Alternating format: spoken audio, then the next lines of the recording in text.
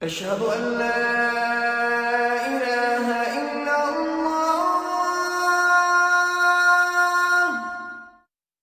ওকে, আপনারা প্রস্তুত? তাহলে আমরা শুরু করছি। এই পর্বে নিজের ব্যাপারে আমি আপনাদের কিছু বলবো। এটা কোরআনের সাথে প্রাথমিক পরিচয় পর্ব হওয়ার কথা ছিল, আর আমি যেভাবে কোরআনকে মানুষের সাথে পরিচয় করিয়ে দেই সেটা খুবই ব্যক্তিগত, গতানুগতিক কোনো নিয়মে না, যেমন আগে থেকে বানানো কোনো পাওয়ার পয়েন্ট প্রেজেন্টেশনের মাধ্যমে বক্তব্য উপস্থাপন করা, এমন কিছু না। আসলে আমি আমার নিজের জীবনের অভিজ্ঞতাকে পুঁজি করে কোরআনের সাথে সবাইকে পরিচয় করিয়ে দিতে চাচ্ছি। আমি মুসলিম ঘরেই বড় হয়েছি, কিন্তু আমি এমন কোনো পরিবেশে বড় হইনি যেন ছোটবেলা থেকেই কোরআন পড়ছি, এর অর্থ জানছি, কিংবা পুরোটা একবার হলেও অর্থ সহকারে পড়েছি, এগুলোর কোনোটাই করিনি। এজন্য আমি ঠিকভাবে জানতামও না এটা আসলে কি। আর এমনকি নিউ ইয়র্ক সিটিতে কলেজে যাই যখন, তার আগ পর্যন্ত ওইভাবে ধর্মের সাথে আমার যোগাযোগও ছিল না। নিউ ইয়র্কে আমি স্কুলে গিয়েছি।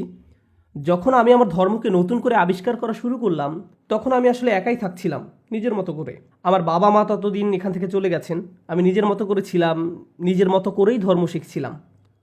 পরিবারের কোনো হস্তক্ষেপ ছিল না, কোনো প্রতিষ্ঠানের প্রভাব ছাড়া, খানিকটা নিজে আবিষ্কার করার মতো। কোরআন পড়ার খুব কম সময়ের মাঝেই আমি এটা বুঝে যাই যে এইরকম শেক্সপিয়ারীয় অনুবাদ দিয়ে আমি খুব বেশি কিছু বুঝবো না, আর সঠিক ভাবটাও বুঝবো না।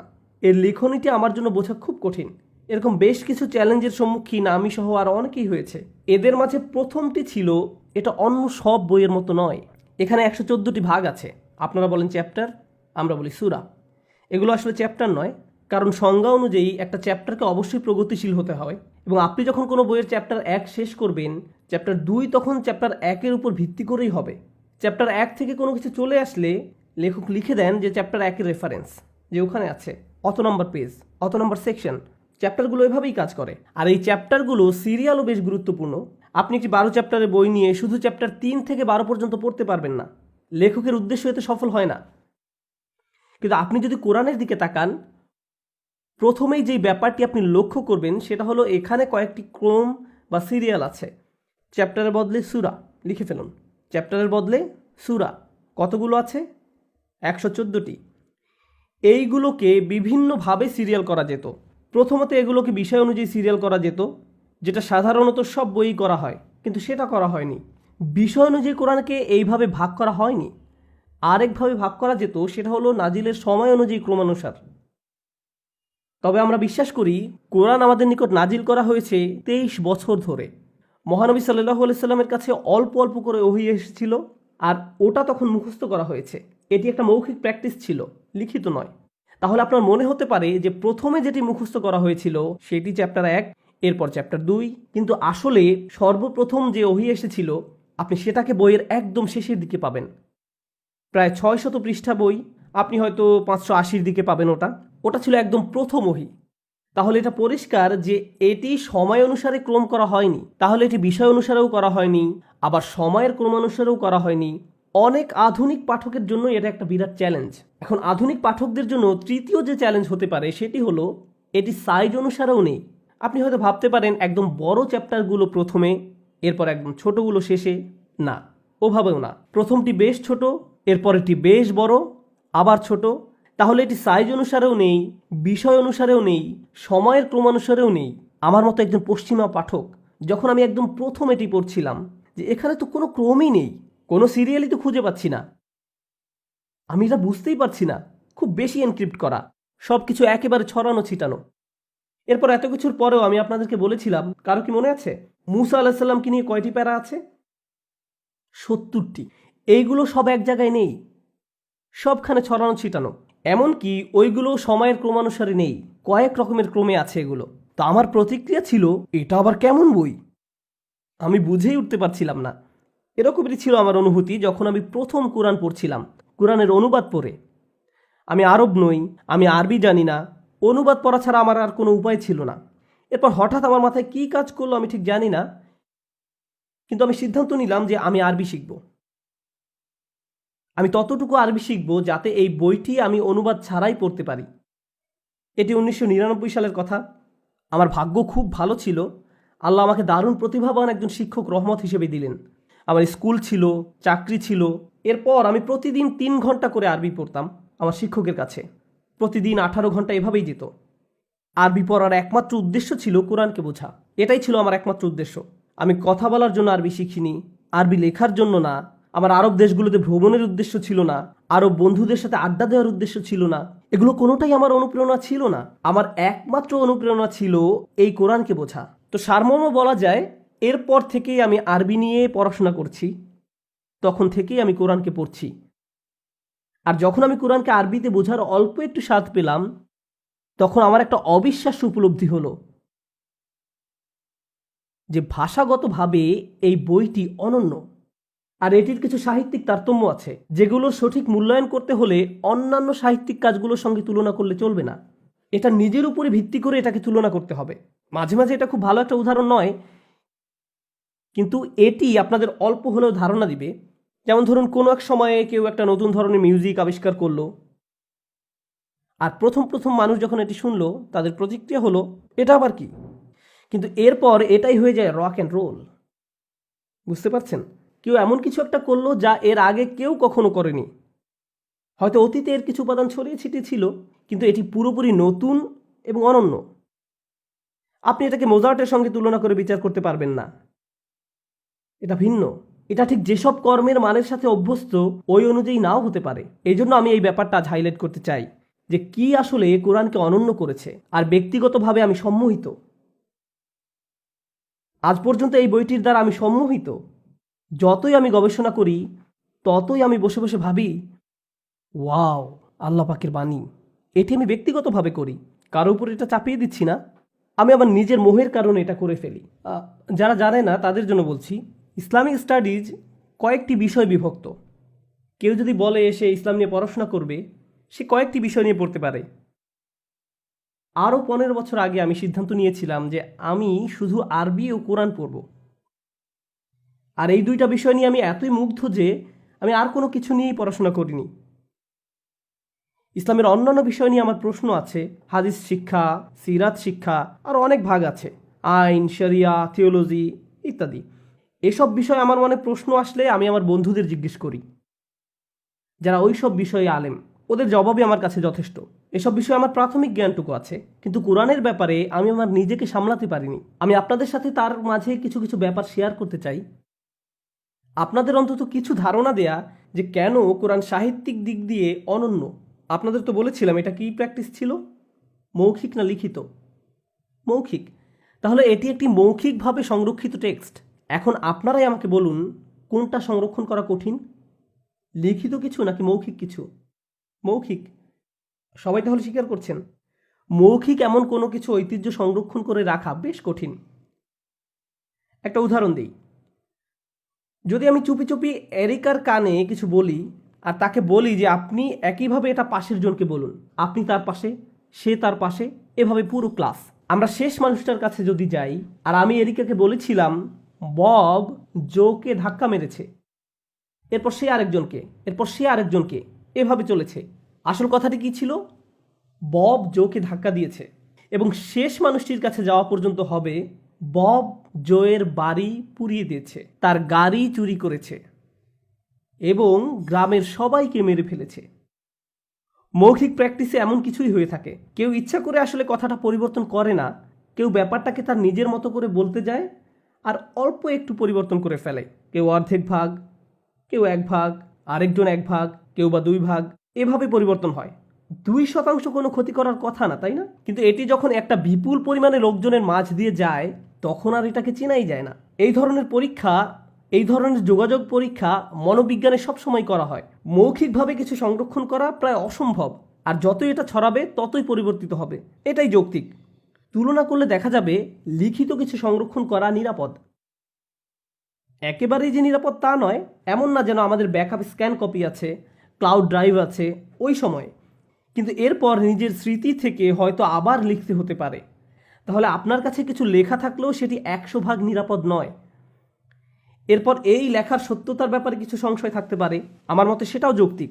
কোনো লেখার উৎস নিয়ে কারো সংশয় থাকতেই পারে।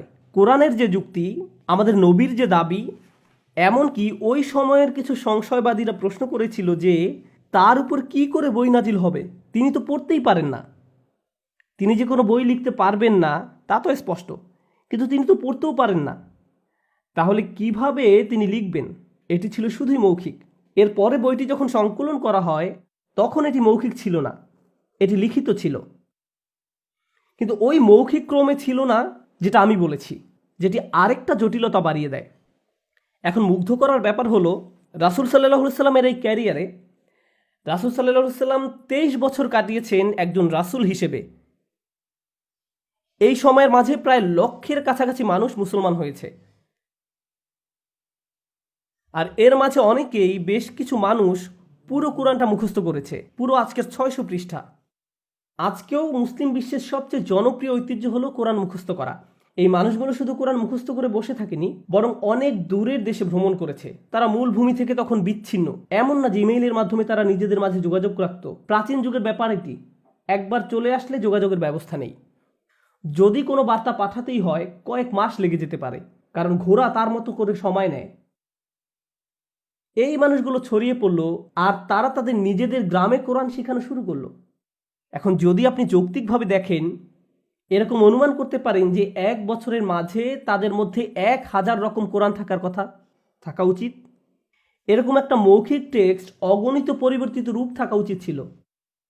এমনটাই হওয়া উচিত। আমরা সময় টেনে আজকের দিনে 2013-তে চলে আসি। আরভিং মসজিদে কোরআন মুখস্থের একটা প্রোগ্রাম আছে। ছেলেপেলেরা এখানে কোরআন মুখস্থ করে। আমার মেয়ে কোরআন মুখস্থ করে পার্ট টাইম, আমিও কোরআন মুখস্থ করি পার্ট টাইম। এভাবে পার্ট টাইম করে আমি প্রায় অর্ধেকটা মুখস্থ করেছি। বেশ অলস আমি, এতদিনে আমার শেষ করে ফেলা উচিত ছিল। তো পার্ট টাইমে অর্ধেকটা মুখস্থ করেছি এই জন্য না যে আমার ফটোগ্রাফি মেমোরি আছে, বরং কি যেন আছে এই বইটাতে। এটি মুখস্থ করা বেশ সহজ। আমি এরপর মালয়েশিয়া গেলাম। আমি মালয় ভাষা জানি না। আমি এরপর নামাজি ইমামতিতে দাঁড়ালাম।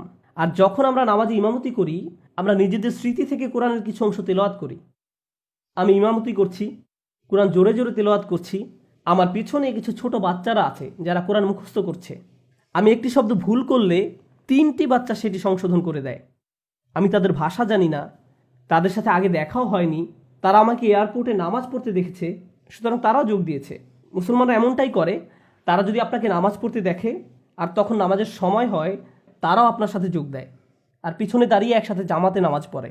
যদিও একে অপরকে তারা চিনে না, তবুও ওইভাবে ব্যাপারটা কাজ করে। আর আমাদের নামাজের দীর্ঘতম অংশ হলো দাঁড়িয়ে থাকা, দাঁড়িয়ে কোরআন তেলাওয়াত করা। আর যদি একজন এক শব্দে ভুল করে বা এক শব্দেরও একটি অংশ ভুল করে, সঙ্গে সঙ্গে পিছনের কেউ তাকে সংশোধন করে দিবে আর ইমাম তখন তা ঠিক করে নিবে শব্দাংশ পর্যন্ত। আরও অবাক ব্যাপার হলো, আমরা অরভিংয়ে আছি। মনে করুন কোনো ইন্টারনেট নেই, কোনো লাইব্রেরি নেই, কোনো বই নেই, কোনো সেলফোন নেই, কম্পিউটারও নেই। যত তথ্য আমাদের কাছে থাকে কিছুই নেই। আমেরিকার সংবিধানের কোনো কপি নেই, বাইবেলের কোনো কপি নেই, কিছুই নেই, কোনো বই নেই, কোনো তথ্য নেই। আমি চ্যালেঞ্জ করতে পারি 24 ঘন্টার মাঝে আমরা কোরআন পেয়ে যাব অরভিংয়েই। আসলে পুরো অরভিংয়েও খোঁজার দরকার নেই, এখান থেকে 5 ব্লকের মাঝেই পাবো। পুরো কোরআনটা আমরা পেয়ে যাব। কেন? স্মৃতি। কিন্তু ওটাকে আবার লিখনীতে রূপ দিতে হবে। কিছু ছেলেপেলেকে বসিয়ে দিতে হবে, সবাই 1 পৃষ্ঠা করে লিখবে, হয়ে যাবে কিছুক্ষণের মাঝেই। লেখার পর তারা যদি একটা লাইব্রেরি কপির সাথে তুলনা করে, কি হবে? একই জিনিস। এমনকি শব্দাংশ পর্যন্ত, দাড়ি কমা পর্যন্ত। আর এটা আমাকে মুগ্ধ করে, কিভাবে একটা বই এতটাই বদ্ধমূলভাবে মানুষের মনে গেঁথে থাকে যাতে এত সহজেই এটা পুনরুদ্ধার করা যায়। আর এটা শুধুমাত্র অরভিংয়ে নয়, আমি উইলিসে এটা করতে পারি, এটা ফোর্ট ওয়ার্থেও করতে পারি, এমনকি মিকনিতেও। আমি এটা আর যে কোনো জায়গায় করতে পারি। এতে আমি মুগ্ধ হচ্ছি যে একটি মৌখিক কিছু এতটাই দারুণভাবে সংরক্ষিত আর একীভূত, অথচ যুক্তিগত দিক দিয়ে এটির লাখ লাখ ভার্সন থাকা উচিত ছিল। লিখে রাখার যে রীতি ছিল সেগুলোকে একত্রিত করা হয়েছিল। অনেক পরে মুখস্থ করার রীতি সেখানে অনেক কাল ধরেই চলে আসছিল, অনেক অনেক কাল আগে থেকে। যাই হোক, এটা মৌখিক ঐতিহ্য ছিল। আমি আপনাদের বলছিলাম আমাদের নবীর একটা অপারগতার কথা। সেটি কি বলতে পারবেন? তিনি কি যেন করতে পারতেন না? ও হ্যাঁ, তিনি লিখতে পারতেন না। তো এখন একটি সূরা, কতগুলো সূরা যেন আছে কোরআনে? 114টি। এগুলো বড় কিংবা ছোট, সবচেয়ে বড় সূরাটিতে 286টি স্তবক আছে। আমি স্তবক বলছি আপনাদের জন্য, আমরা একে স্তবক বলি না, আপনাদের জন্য 286টি স্তবক। স্তবকগুলো সব একসাথে নাজিল হয়নি, বরং প্রথমে সূরাটির অল্প কিছু অংশ নাজিল হয়, আর ইতিমধ্যে অন্য সূরার অন্য কিছু স্তবকও নাজিল হয়, আবার আরেক সূরার আরও কিছু স্তবক নাজিল হতে থাকে। আমাদের নবী সেসব পড়তেন আর সাথীদেরকে বলে দিতেন আসলে এই স্তবকগুলো ওই সূরার অন্তর্ভুক্ত, আর ওই স্তবকগুলো ওই সূরার অন্তর্ভুক্ত, আর তিনি সবসময় এভাবে বলে দিতেন। তো তার কাছে ধরুন 20টি সূরা নাজিল হচ্ছে, সবগুলোই আংশিকভাবে, সবগুলোই অল্প অল্প করে নাজিল হচ্ছে, আর তিনি তার সঙ্গীদের বলছেন কোন স্তবক কোথায় বসবে। তার সামনে কোনো কাগজে সেসব লেখাও ছিল না, থাকলেও কোনো লাভ হতো না, কারণ তিনি পড়তে জানতেন না। এই সব কিছুই ঘটছিল মুখে মুখে। একটা সময়ে সম্পূর্ণটা বলা ও সাজানো শেষ হয়ে গেল, আর আমরা একে একটা বই হিসাবে পেলাম, যা কালানুক্রমে নয়, যার আকারে বা বিষয়ের কোনো ধারাবাহিকতা নেই। মনে আছে আমি যে বলেছিলাম কোরআনের সবচেয়ে যেটি বড় সূরা, ইতিহাসবেত্তাগণের মতে এটি নাজিল হতে 10 থেকে 12 বছর সময় লেগেছিল। এই সূরাটি যখন নাজিল হচ্ছিল তখনই কোরআনের অনেক বড় একটা অংশ নাজিল হচ্ছিল, যেগুলো ছিল অন্যান্য সূরার অন্তর্ভুক্ত। সূরাটি নাজিল হলো, মানুষ তা মুখস্থও করে ফেলল, কিন্তু সে সময় তারা স্তবকের নম্বর দিত না। আমি যেমন বললাম সূরাটিতে 286টি স্তবক আছে, এটা আমি বলতে পেরেছি কারণ কোরআনের একটা ছাপানো কপিতে স্তবকের সংখ্যা দেয়া আছে, কিন্তু প্রকৃত কোরআনে কি তা ছিল? তারা কেবলই পড়ে যেতেন। সূরা বাকারা, যেটি কোরআনের দ্বিতীয় সূরা, সবচেয়ে বড় সূরা, একদিন আমি পড়ছিলাম আর কোরআনের সূক্ষ্ম তারতম্যগুলো খেয়াল করছিলাম। 286 অর্ধে কত হয়? 143। 143। গুড, সবাই দেখছি ম্যাথে মেজর। এই সূরার 143 নম্বর স্তবকে বলা হচ্ছে, এভাবে আমি তোমাদের মধ্যম জাতিতে পরিণত করলাম। মধ্যম কথাটি সূরাটির আর অন্য কোথাও উল্লেখ নেই, এই মধ্যম আয়াতটি ছাড়া, যেটা কেবল মানুষের মুখে মুখেই প্রচলিত ছিল এবং 10-12 বছর সময় নিয়ে নাজিল হয়েছিল, যার কোনো স্তবক সংখ্যাও দেয়া ছিল না। বোর্ডে যা দেখতে পাচ্ছেন আপনারা এটিকে বলতে পারেন একটি মাত্র আয়াতের সংক্ষিপ্ত সারাংশ, একটি স্তবকের সংক্ষিপ্ত সারাংশ। এটাকে বলা হয় আয়াতুল কুরসি কিংবা সিংহাসনের আয়াত। এতে আল্লাহর সম্পর্কে বলা হয়েছে। এই আয়াতে 9টা বাক্য আছে, একটি স্তবক, কিন্তু বাক্য কয়টি? 9টি। এখন দেখুন, প্রথম বাক্যটি আল্লাহু লা ইলাহা ইল্লাহু আল হাইয়ুল কাইয়ুম। আল্লাহ ছাড়া কেউ উপাস্য নয়, তিনি চিরঞ্জীব এবং সকলের প্রতিপালক। তিনি সব কিছু দেখাশোনা করেন, কোনো কিছুই অক্ষুণ্ণ থাকে না যদি না তিনি সেটি অটুট রাখতে চান। এটাই হলো প্রথম বাক্য। প্রথম বাক্যে আল্লাহ তাআলার দুটি বিশেষ গুণের কথা বলা হয়েছে, একটি হলো তিনি চিরঞ্জীব, অপরটি প্রতিপালক। দ্বিতীয় বাক্যটিতে বলছে লা তাখুযুহু সিনাতুন ওয়ালা নাওম, তন্দ্রা এবং নিদ্রা তাকে স্পর্শ করে না। তন্দ্রা বলতে বোঝানো হয়েছে নিদ্রার পূর্ববর্তী অবস্থাকে, অর্থাৎ একটু পরেই আপনি ঘুমিয়ে পড়বেন। আপনি কোনো ক্লাসরুমে বসে থাকলে সচরাচর যা অনুভব করেন, প্রথমে তন্দ্রা, এরপরেই নিদ্রা। এরপর তিনি বলছেন লাহু মা ফিস সামাওয়াতি, এর আগেরটা কিন্তু দ্বিতীয় বাক্য ছিল।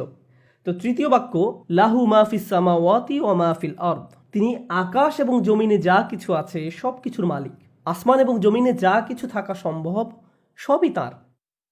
চতুর্থ বাক্য মান যাল্লাযী ইয়াশফাউ ইনদাহু ইল্লা বিইজনিহি, কে আল্লাহর কাছে মধ্যস্থতা করবে। আমি মধ্যস্থতা শব্দটি ব্যাখ্যা করব, কারণ আমি যখন অনুবাদ পড়েছি আমি এই শব্দটার মানে বুঝিনি, আর আমি ধারণা করছি আপনাদের মধ্যেও কেউ কেউ এই শব্দটার মানে বুঝতে পারবেন না। এর মানে হলো আপনি যখন কোনো সমস্যায় পড়েন চাকরির ক্ষেত্রে এবং আপনাকে এখনই বের করে দেওয়া হবে, কিন্তু অফিসের ম্যানেজার হলো আপনার মামা, তিনি আপনার এবং কোম্পানির সিইওর মাঝে এসে দাঁড়িয়ে বললেন সে তো আমার ভাগ্নে, ওকে দয়া করে আরেকটা সুযোগ দিন, এত কঠোর হবেন না। এখানে মামা মধ্যস্থতা করলেন। আপনি একটি ঝামেলায় পড়তে যাচ্ছিলেন, কিন্তু আপনার মামা ছিল বলে তিনি আপনাকে বাঁচিয়ে দিলেন। অথবা পথে পুলিশ আপনাকে আটকালো, আপনার গাড়ির জানালা দিয়ে পুলিশ দেখতে পেলেন, আপনি নিজেকে বাঁচাতে চাইছেন, সে সময় বললেন ও আপনার হ্যাটটা খুবই সুন্দর স্যার, কিন্তু এ কথায় কাজ হলো না। এরপর আপনি যখন লাইসেন্স বের করছেন তখন বললেন আমার ভাইও কিন্তু পুলিশে চাকরি করে। ও তাই নাকি, কোন এলাকার, আমি তো ওকে চিনি। আচ্ছা আপনি যান, সাবধানে চালাবেন। ফ্র্যাঙ্কের নামে সেই আইডি কার্ডটি মধ্যস্থতা করেছে। যখন আপনি এমন কাউকে চিনেন যে ঝামেলায় পড়লে আপনাকে সাহায্য করতে পারবে, সেই হলো মধ্যস্থতাকারী। আল্লাহ বলছেন কার সাহস আছে তার সামনে মধ্যস্থতা করার, যাকে তিনি অনুমতি দিয়েছেন সে ছাড়া কেউ আল্লাহর সামনে এসে বলতে পারবে না আল্লাহ প্লিজ দাঁড়ান, আমি জানি আপনি তাকে এখন জাহান্নামে নিক্ষেপ করবেন, কিন্তু সে আমার লোক। এরকমটা সম্ভব নয়। যদি না আল্লাহ এর অনুমতি দিয়ে থাকেন। তো তিনি এমন ঘটনার বর্ণনা দিলেন যা হওয়া সম্ভব নয়, তবে কিছু ব্যতিক্রম রয়েছে। এই ব্যতিক্রমটা কেমন আমরা তা এখনো জানি না, আমরা শুধু জানি তার অনুমতি ছাড়া এমন হওয়া সম্ভব না। এটা ছিল চতুর্থ বাক্য। পঞ্চম বাক্য, তিনি জানেন সামনে কি আছে, অর্থাৎ তাদের ভবিষ্যৎ, এবং তাদের পিছনে কি আছে, অর্থাৎ তাদের অতীত। তিনি তাদের ভবিষ্যৎ ও অতীত জানেন। এরপর তিনি বলছেন ওয়ালা ইউহিতুনা বিশাইইম মিন ইলমিহি ইল্লা বিমা শা। তার জ্ঞানের কিছুই তারা জানে না, তিনি যতটুকু জানতে দিয়েছেন তা ছাড়া। তিনি সবকিছুই জানেন আর আমরা কিছুই জানি না, তাও যতটুকু জানি সেটা জানতে পেরেছি কারণ তিনি জানতে দিয়েছেন। সুতরাং আমরা যা জানি সেটা হলো ব্যতিক্রম, যা তিনি আমাদের জানতে দিয়েছেন। তারপর তিনি বলছেন ওয়াসিআ কুরসিয়ুহুস সামাওয়াতি ওয়াল আরদ। তার রাজকীয় সিংহাসন বিশ্ব জুড়ে ব্যাপৃত, অর্থাৎ তার সকল সৃষ্টি তার রাজত্বে রয়েছে, তার আরশের নিচে। আমরা জানি সিংহাসন প্রাসাদের খুবই ছোট একটা অংশ জুড়ে থাকে, প্রাসাদের সবচেয়ে গভীরে থাকে রাজকীয় আসন। আপনার সিংহাসন হয়তো বিশাল, কিন্তু তারপরও প্রাসাদের তুলনায় তা খুবই ক্ষুদ্র। আল্লাহ বলছেন তার সিংহাসনটাই সারা বিশ্বে ছড়িয়ে রয়েছে। শুধু সিংহাসন, প্রাসাদের কথা তো বাদই দিলাম। এভাবে তিনি তার মহামান্বিত ঐশ্বর্য বর্ণনা করেছেন। যাই হোক, এরপর তিনি বলছেন ওয়ালা ইয়াউদুহু হিফযুহুমা। আসমান সমূহের রক্ষণাবেক্ষণে, আসমান জমিনের এই রক্ষণাবেক্ষণ কাজে তিনি ক্লান্ত হন না। ক্লান্তির অনুভূতি কিন্তু রক্ষণাবেক্ষণের সাথে জড়িত। অ্যাকশন মুভিগুলোতে দেখবেন সিকিউরিটি গার্ডরা সবসময় কি করে বলুন তো? সেই সুযোগেই সবাই পার পেয়ে যায়, কারণ সিকিউরিটি গার্ড ঘুমিয়ে পড়ে। আপনি যখন কোনো কিছুর পাহারা দিবেন স্বভাবতই আপনার ঘুম পাবে। আল্লাহ বলছেন আসমান এবং জমিন পাহারা দিয়ে তিনি ক্লান্ত হন না। এরপর বলছেন ওয়াহুয়াল আলিয়ুল আযীম, তিনি সর্বোচ্চ, সর্বশ্রেষ্ঠ। 9টা বাক্য হলো তো, তাই না?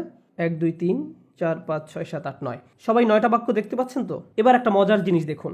প্রথম বাক্যে আল্লাহর দুটি বিশেষ গুণের কথা বলা হয়েছে, নবম বাক্যেও আল্লাহর দুটি বিশেষ গুণের কথা বলা হয়েছে, দেখতে পাচ্ছেন? দ্বিতীয় বাক্যে বলছে তাকে তন্দ্রা ও নিদ্রা স্পর্শ করে না। আর তন্দ্রা এবং নিদ্রা কিসের কারণে আসে? 8 নম্বর বাক্যে দেখুন কি লেখা আছে, ক্লান্তি। তৃতীয় বাক্য বলছে তিনি সব কিছুর মালিক। আর শেষ থেকে তৃতীয় বাক্য বলছে তার আসন সব কিছুকে ব্যাপৃত করে আছে। চতুর্থ বাক্য বলছে কেউ আল্লাহর কাছে মধ্যস্থতা করতে আসবে না, ব্যতিক্রম হলো যাকে তিনি অনুমতি দিয়েছেন। আর শেষ থেকে চতুর্থ বাক্যে বলছেন তারা কিছুই জানে না, ব্যতিক্রম হলো যা তিনি জানতে দিয়েছেন। দুটি বাক্যে দুই ধরনের ব্যতিক্রমের কথা বলছেন। আর একদম মাঝের বাক্যটিতে বলছেন তিনি জানেন সামনে যা আছে এবং পিছনে যা আছে। এতে যেন এটা বোঝা গেল যে সাহিত্যিক দিক থেকে তিনি বলছেন তিনি জানেন প্রথমের আর শেষের বাক্যগুলোতে মিল রয়েছে। এখানে একটা সিমেট্রি কাজ করছে। এটাই একমাত্র সিমেট্রি উদাহরণ নয়, এরকম আরো শত শত উদাহরণ আছে কোরআনে। আর কোরআনের সাহিত্যিক সৌন্দর্য এর কেবল একটা বিভাগ। আমি আপনাদের এরকম আরও একটা উদাহরণ দেখাতে চাই। আমি আগেও বলেছি কোরআন ছিল মৌখিক ঐতিহ্য। আর মৌখিক ঐতিহ্যে যদি আপনি একবার কিছু মুখস্থ করে ফেলেন, আপনি যা শুনছেন তাই বলতে থাকেন, 100 বার পুনরাবৃত্তি করেন, তার মানে এক্ষেত্রে কোনো পরিবর্তনের সুযোগ নেই। কোরআনের অনেকগুলো ঘোষণার মধ্যে আমার একটা প্রিয় ঘোষণা হলো ওয়ারাব্বাকা ফাকাব্বির। সংক্ষেপে অনুবাদ করলে দাঁড়ায় কেবল তোমার রবের মহিমা প্রকাশ করো। তাহমিন, বোর্ডে এটা লিখে দিতে পারবেন প্লিজ, অক্ষরগুলো আলাদা আলাদা করে? আপনি তো জানেনই আমি কি দেখাতে যাচ্ছি। আপনি যেহেতু এটা লিখবেন আমি অন্য কিছু নিয়ে কথা বলি।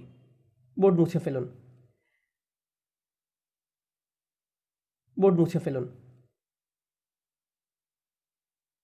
আমি আপনাদের কোরআনের একটা গভীর বিষয়ের উদাহরণ দিতে চাই, কোরআনকে কিভাবে বিন্যস্ত করা হয়েছে সে বিষয়ে।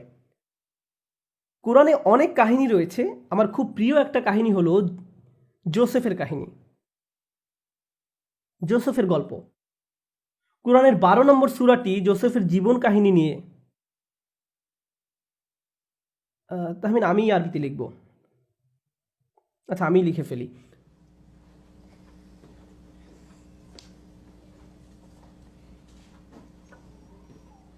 আমি জানি দেখতে খুবই কষ্ট হচ্ছে, তাও আমি আপনাদের বুঝিয়ে দেওয়ার চেষ্টা করব।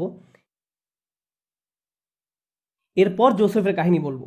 এখানে বলছে ওয়ারাব্বাকা ফাকাব্বির, অর্থাৎ কেবলমাত্র তোমার রবের মহিমা প্রকাশ করো। অনেকগুলো আয়াতের মধ্যে এটি একটি।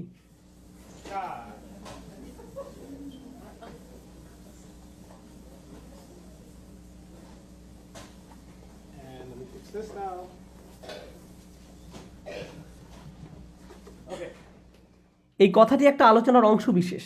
একটা প্যারা থেকে আমি একটা বাক্য বলছি। এটা চমৎকার একটা বিবৃতি। অন্য কোনো কিছুর মহিমার দাবি তোমার রবের মাহাত্ম্যের সমতুল্য নয়। আপনারা আরবি পড়তে না জানলেও এটা বুঝবেন।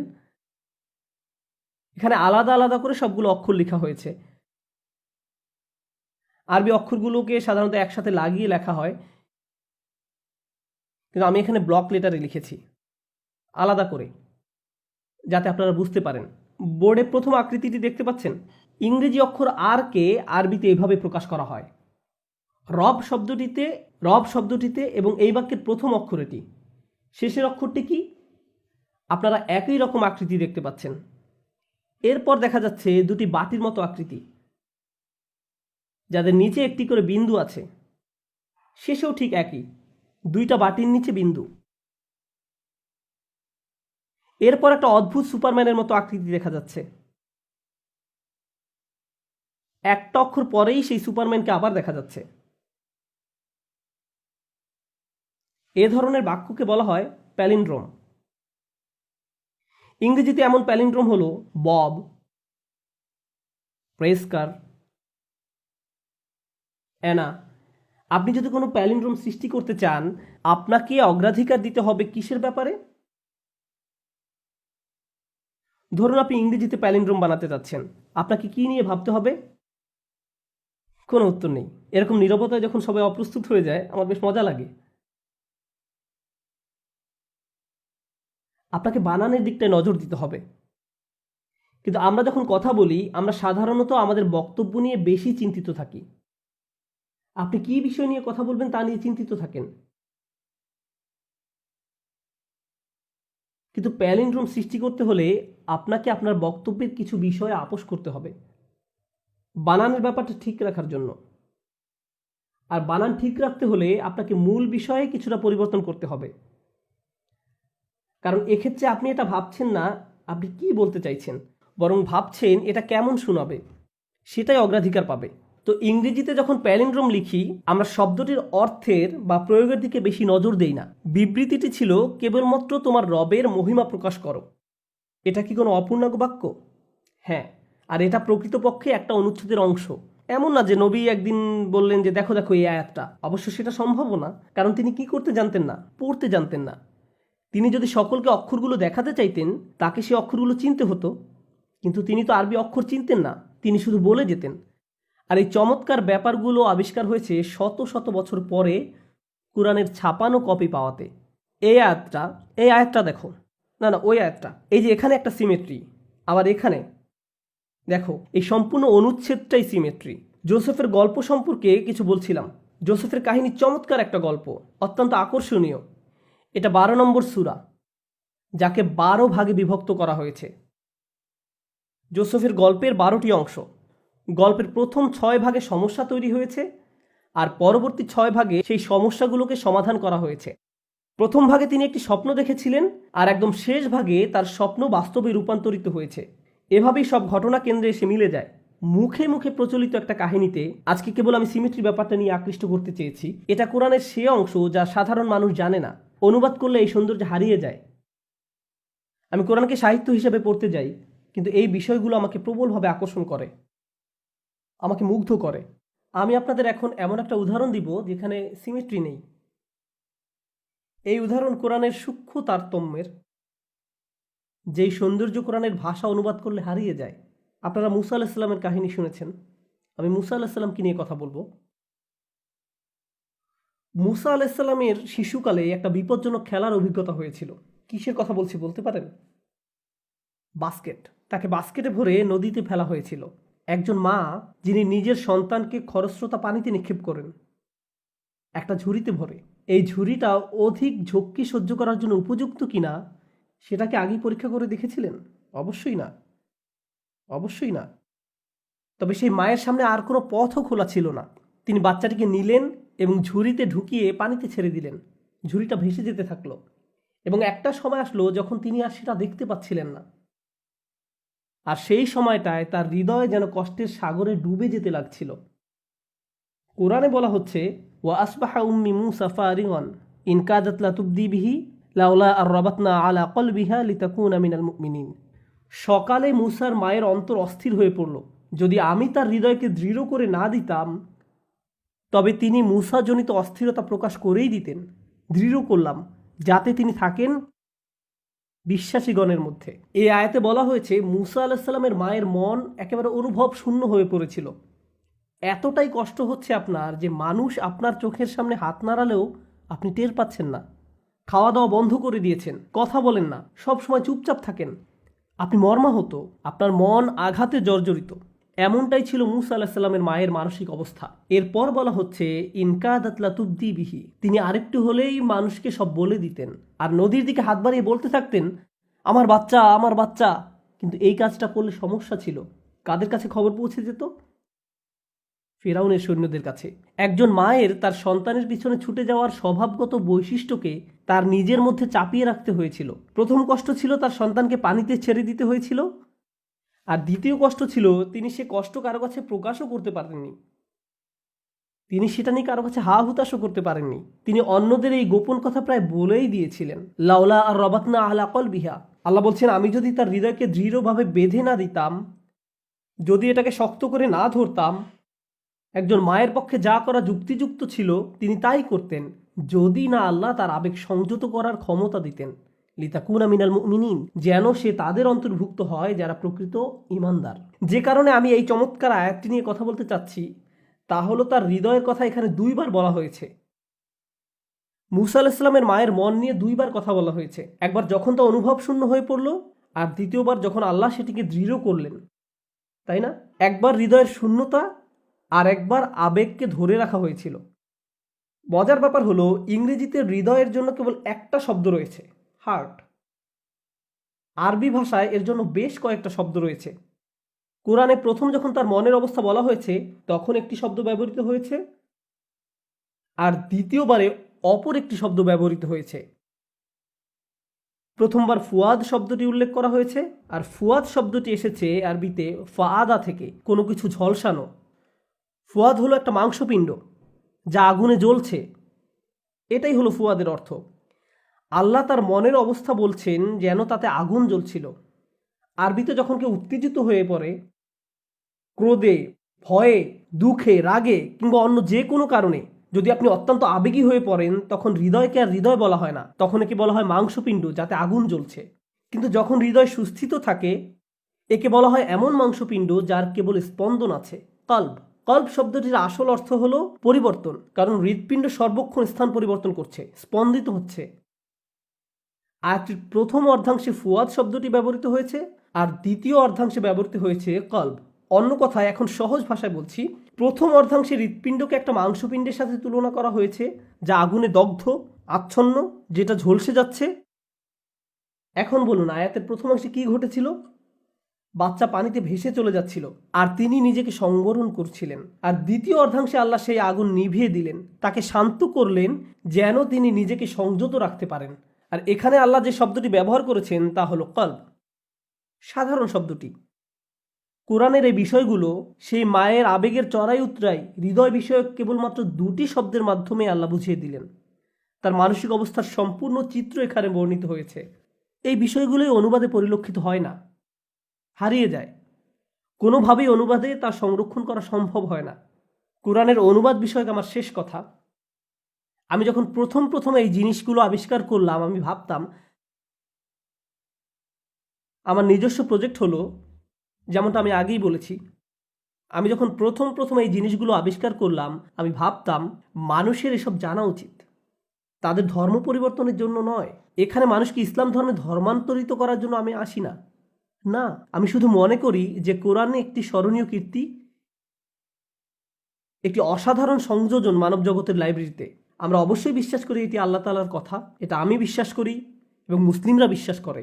আর আমি তো মনে করি মুসলিমরা আসলে নিজেরাই জানে না এই বইতে প্রকৃতপক্ষে কত সৌন্দর্য লুকিয়ে আছে। আমাদের মাঝে কত মুসলিম আছেন যারা জানেনই না এই বই থেকে তারা কতটা উপকৃত হতে পারেন। তো আমি চাচ্ছিলাম সবাই যেন এই বই থেকে সাহিত্যিক বিষয়ক শিক্ষা গ্রহণ শুরু করে, যাতে মানুষ যখন এই বই নিয়ে কথা বলবে তারা এর সম্পর্কে জেনে কথা বলবে, হোক সে মুসলিম কিংবা অমুসলিম। তাদের অন্তত এতটুকু জানা দরকার যে এই বই আসলে কি নিয়ে কথা বলছে এবং অনুবাদের কারণে বিষয়গুলো যেন হারিয়ে না যায়। এজন্য আমি একটা ভিডিও সিরিজ করেছি কোরআন ভিত্তিক। তাতে আমি কোরআনের শুরু থেকে শেষ পর্যন্ত ব্যাখ্যা করেছি, আর আমি বিতর্কিত বিষয়গুলোর প্রতি বিশেষ নজর দিয়েছি। যেমন ধরুন, উদাহরণস্বরূপ কোরআনের একটি সমালোচিত আয়াত, তাদেরকে যেখানেই পাও হত্যা করো। হ্যাঁ, কোরআনে এই কথা আছে, আমি আপনাকে বলে দিচ্ছি। আর আমার এই আয়াত নিয়ে কথা বলতে মজা লাগে, আমি সত্যিই পছন্দ করি। কেন জানেন? কারণ আমি মনে করি যদি এই আয়াতের মর্মার্থ মানুষকে যথাযথভাবে বোঝানো হয়, এর অর্থের কোনো তারতম্য না করে, কোনো ফাঁকি দেওয়া ছাড়াই এই আয়াতের ঐতিহাসিক প্রেক্ষাপট থেকে সঠিকভাবে বিবেচনা করলে এই আয়াত নিয়ে কথা বলতে আমার বিন্দুমাত্র লজ্জাবোধ করবে না। বরং আমি এই আয়াত নিয়ে গর্ববোধ করি, আর আমি মনে করি যে কোনো সভ্য মানুষেরই একই অনুভূতি হবে। এই আয়াত নিয়ে কখনো সেভাবে কথাই বলা হয়নি। মাঝে মাঝে এমন হয়, আমি প্লেনে বসে আরবিতে কোরআন পড়ছি, আমার পাশের মানুষটি জিজ্ঞেস করলো আপনি কি পড়ছেন, আমি উত্তর দিলাম কোরআন, আর এ থেকে মজার আলাপ শুরু হয়। কিন্তু কখনো কখনো এই কথা শোনার সাথে সাথে একটা অস্বস্তিকর নীরবতা সৃষ্টি হয়। পাশের মানুষটির অবস্থা এমন হয় যেন এখন সিট পরিবর্তন করতে পারলেই সে বাঁচে। আবার মাঝে মাঝে মজার আলাপচারিতাও হয়, যেমন এই বইতে না বলা হয়েছে সবাইকে মেরে ফেলতে। আমি তার দিকে তাকিয়ে বলি, কিন্তু আপনি তো বেঁচে আছেন।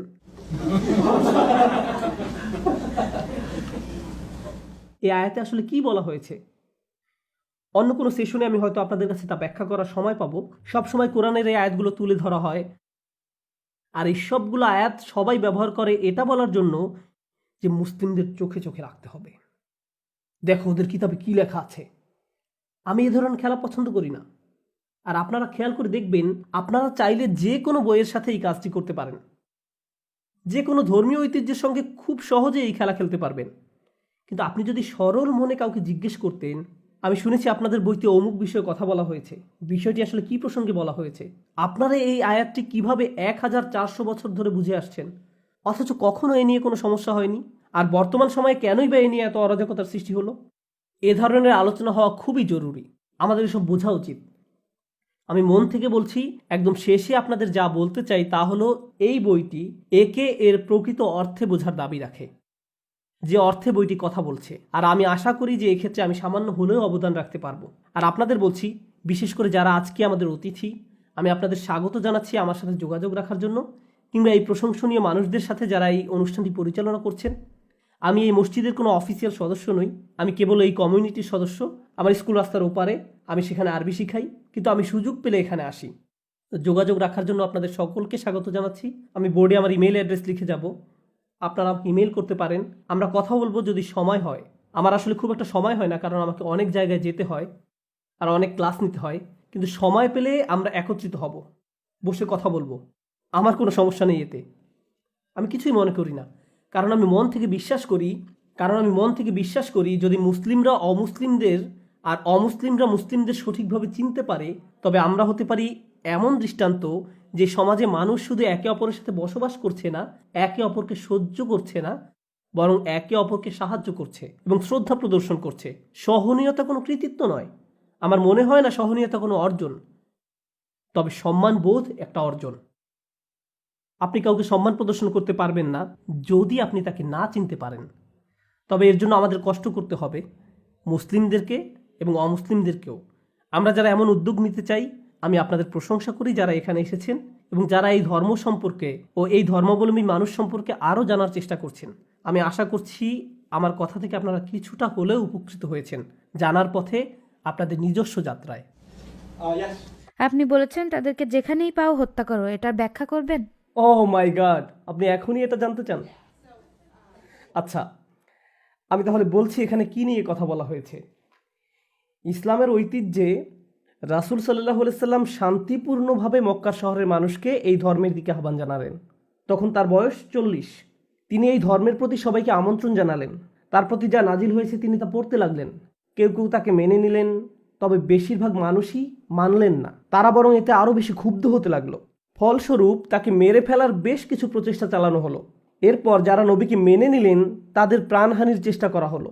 এটা এমন একটা পর্যায়ে চলে গেল যখন তাদের পক্ষে সেখানে আর বসবাস করা সম্ভব হচ্ছিল না। তারা গোপনে পালিয়ে যেতে বাধ্য হলেন, ফেলে গেলেন নিজেদের ব্যবসা বাণিজ্য, নিজেদের ঘরবাড়ি, কিছু কিছু ক্ষেত্রে তাদের পরিবার পরিজন, এমনকি কয়েকজনকে যন্ত্রণা দিয়ে মেরেও ফেলা হয়েছিল। কিন্তু তারা পাল্টা কোনো প্রতিশোধ গ্রহণ করেননি। তারা অন্য একটা শহরে পালিয়ে যায়, যেখানে তাদেরকে স্বাগত জানানো হয়।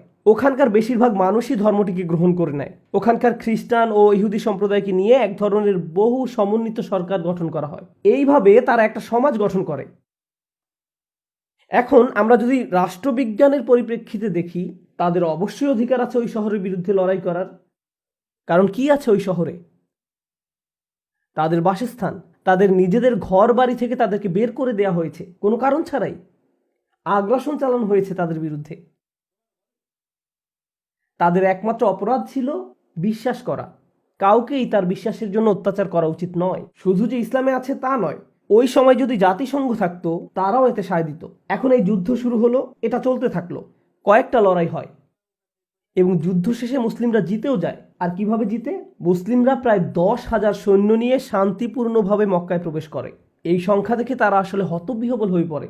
মুসলমানরা মক্কায় প্রবেশ করে নামাজে দাঁড়িয়ে যায়। মক্কাবাসীরা তাদের হাতিয়ার ফেলে দেয়, তাদের সংখ্যা এত বেশি ছিল। এরপর রাসূল সাল্লাল্লাহু আলাইহি সাল্লাম সকল শত্রুদেরকে একত্রিত করেন, যাদের সঙ্গে এতদিন তিনি লড়াই করেছেন। তাদেরকে একত্রিত করে তিনি বললেন, আমি আজ তোমাদের তাই বলবো যা ইউসুফ আলাইহিস সালাম তার ভাইদের বলেছিলেন, আজ তোমাদের উপর কোনো অনিষ্ট আসবে না। এবং এরপর ওহী আসে। এখন ওহীতে আল্লাহ পাক বলছেন, এতদিন তোমার সঙ্গে যুদ্ধ করেছিল যারা, ওদেরকে 4 মাস সময় দাও এই ধর্মকে নিয়ে ভাবার জন্য। কোনো একটা নিরাপদ স্থানে নিয়ে যাও যাতে ওরা আতঙ্কিত না হয়। যদি তারা মুসলিম হবার ইচ্ছা পোষণ করে ভালো, তবে যদি না করে ওরা যেন আর এখানে ফিরে না আসে। যদি আসে তবে ওদেরকে যেখানে পাও হত্যা করো। তারা কতক্ষণ সময় পাচ্ছে? 4 মাস। আর এই সময় যদি তারা চলে যেতে চায় তো চলে যাক তল্পিতল্পা গুটিয়ে। যদি ইসলাম গ্রহণ করতে চাও, নিজেই যদি সিদ্ধান্ত নাও, তাহলে তুমি একজন সমমানের নাগরিক। আর যদি না হও, তাহলে আমরা কাউকে বন্দি রাখবো না, কাউকে বন্দি রাখা হবে না। এই 4 মাস তোমরা যা খুশি করতে পারো, এটাই নির্দিষ্ট প্রসঙ্গে বলা হয়েছে। এটা মুসলমানদের সার্বজনীন পররাষ্ট্রনীতি নয়। রাসূল সাল্লাল্লাহু আলাইহি সাল্লাম এর পরে যা হবে তার সাথে এটা কোনো সম্পর্ক নেই। কারণ আমরা বিশ্বাস করি যে আল্লাহর শাস্তি, যেমন নূহ আলাইহিস সালামের সময়ে বন্যা, ভূমিকম্প অথবা আকাশ থেকে আগুনের উল্কা, শহর মাটির সাথে মিশে যাওয়া, এই রকম যে শাস্তিগুলো আল্লাহ পাকের, এগুলো তখনই আসে যখন একজন নবী সশরীরে ওই জাতির সঙ্গে উপস্থিত থাকেন এবং তাকে অস্বীকার করা হয়। তখন আল্লাহ পাকের শাস্তি আসে। যখন একজন নবী সশরীরে উপস্থিত থাকেন না, এমন ধরনের শাস্তি কোনো জাতির উপর আসে না। আমি আরেকটা ব্যাপারে আপনাদের প্রশ্ন করি, যখন বন্যার পানি এই পর্যন্ত ওঠে, এই পর্যন্ত, শুধু নাকটাই পানির উপরে, তখন আল্লাহ পাক কি হঠাৎ করে থামিয়ে জিজ্ঞেস করেছিলেন যে তোমরা কি শিক্ষা পেয়ে গেছো, আমি পানি নামিয়ে নিচ্ছি? এমন কিছু কি ঘটে? আগুনের উল্কা যখন পড়ছিল আকাশ থেকে, কারো মাথায় পড়ার ঠিক আগ মুহূর্তে আল্লাহ পাক কি সেটা থামিয়ে দেন? আর বলেন তোমরা কি আর আল্লাহর শাস্তি নিয়ে মস্করা করবে? এরকম কিছু কি কখনো ঘটে? একবার যদি শুরু হয় এটাকে আর থামানো যায় না। এটাই আল্লাহর প্রথা, এটা ইসলামিক প্রথাও সত্য। আবার বাইবেলে যে গল্পগুলো আছে তাতেও আমরা এর সত্যতা দেখি। আমরা এটাই বিশ্বাস করি। এখন আমাদের রাসূল সাল্লাল্লাহু আলাইহি সাল্লামের ক্ষেত্রে শাস্তি কোনো আগুনের উল্কা ছিল না, কোনো ঘূর্ণিঝড় বা বন্যা ছিল না। শাস্তি ছিল ওই মুসলিম বাহিনী যারা মক্কা দখল করে নিল। আল্লাহর প্রথা অনুযায়ী ওই সব লোক যারা আল্লাহ পাকের বিরুদ্ধে লড়াই করে তাদের কি করা হয়? ধ্বংস করে দেওয়া হয়। কিন্তু আল্লাহ পাক এবার আযাব থামিয়ে বলছেন 4 মাস তোমাদের সময়। এভাবে শাস্তি আর কখনো থামানো হয়নি। 4 মাস সময়। তোমরা ভাবো, যদি চলে যেতে চাও যাও, রোমে চলে যাও, অন্য কোথাও চলে যাও, না হলে আল্লাহ পাকের আযাব তোমাদের উপর আসবে। পূর্বের নবীদের ক্ষেত্রেও এমনটা করা হয়েছে। আল্লাহ পাক তাদেরকে ক্ষমা করেন না যারা তার নবীর উদ্দেশ্যকে ব্যর্থ করতে চেষ্টা করে। তারা সত্যিকারের অপরাধী। তখন এক লোক রাসূল সাল্লাল্লাহু আলাইহি সাল্লামের কাছে এসে বললেন, আমি জানি না তুমি কোথায় ছিলে, আমি আমার বাসায় ছিলাম। যখন তুমি এই ধর্ম প্রচার করছিলে আমি একবারও বের হইনি, আমি তোমাকে চিনিও না।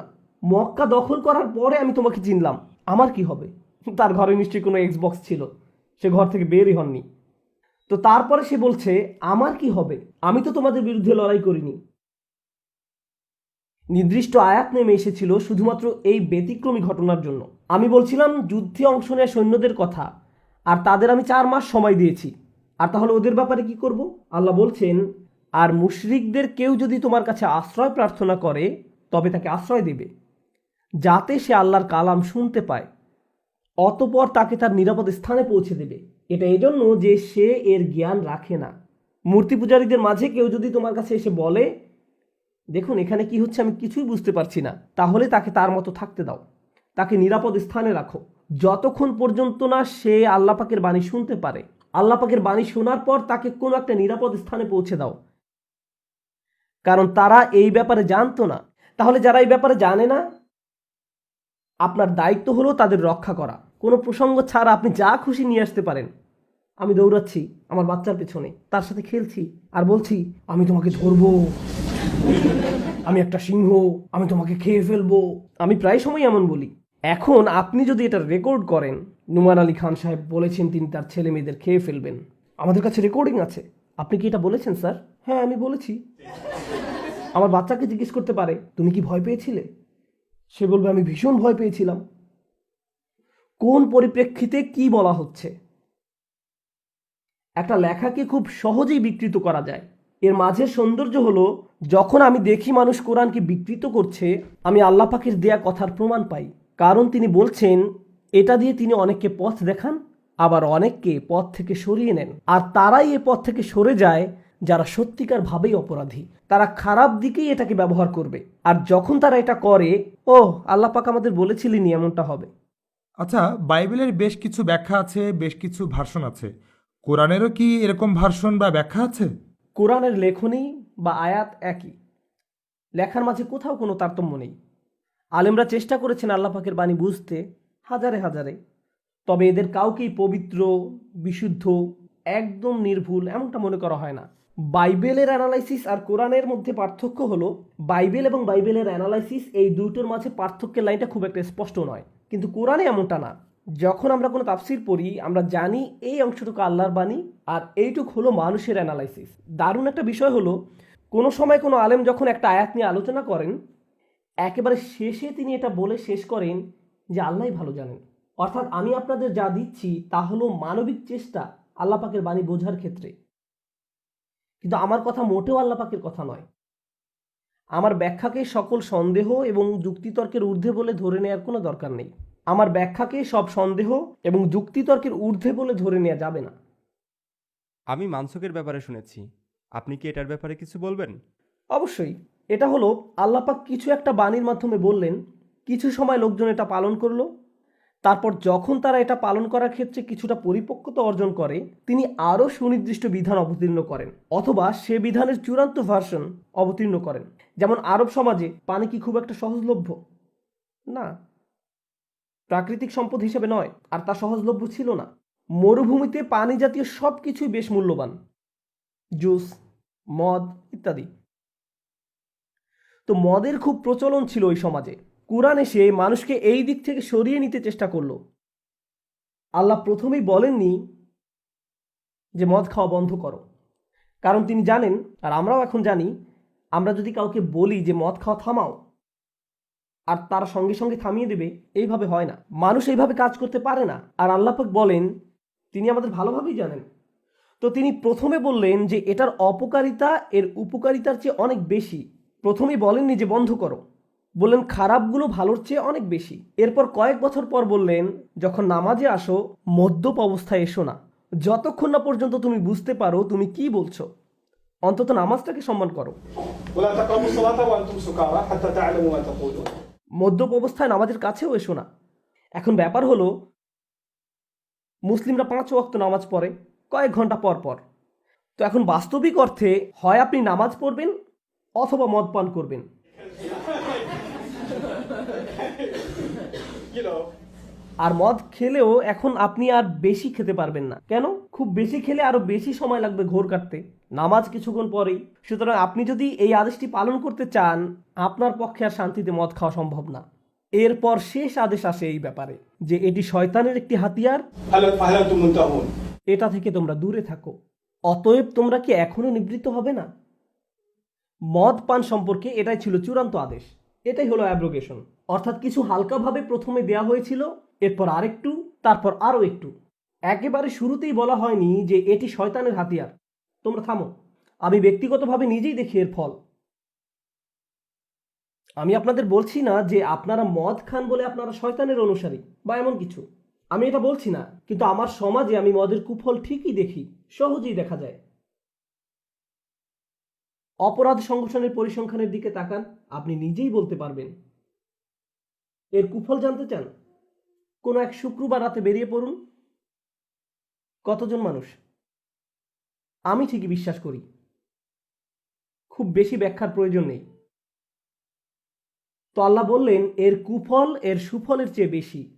কেউ হয়তো বলবে এটা আপনার রক্ত সঞ্চালনে বেশ উপকারী, রিল্যাক্স করতে সাহায্য করে, আরও কত কি। আল্লাহ পাকের প্রথম ধাপটি এটা ছিল না যে থামো, প্রথম ধাপ ছিল এর কুফল এর সুফলের চেয়েও অনেক বেশি। তো নামাজের সময় আসন্ন, আমাদের এখন থামতে হচ্ছে। আপনাদেরকে অসংখ্য ধন্যবাদ। أشهد أن لا إله